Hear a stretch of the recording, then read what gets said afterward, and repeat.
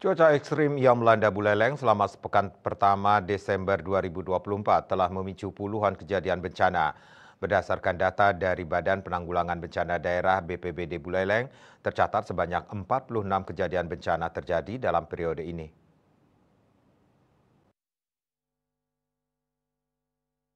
Kejadian tersebut didominasi oleh pohon tumbang, banjir, tanah longsor, hingga kerusakan infrastruktur lainnya.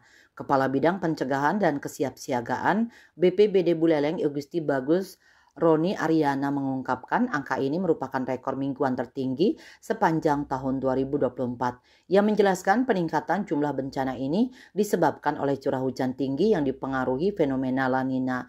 Beberapa wilayah seperti di Kecamatan Busungbiu, Banjar, Sukasada, dan Tejakulo mengalami curah hujan dengan intensitas tinggi yang bahkan melebihi ambang batas normal dan harus diwaspadai terhadap potensi banjir dan tanah longsor.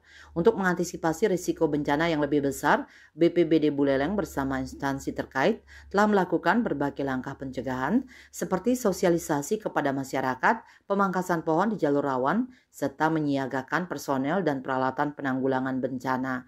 Sementara itu, Koordinator Analisa dan Perakiraan Stasiun Klimatologi BBMKG Wilayah 3 Denpasar, Made Dwi Wiratmaja menyebutkan bahwa cuaca ekstrim ini masih berpotensi berlangsung hingga pertengahan Januari 2025.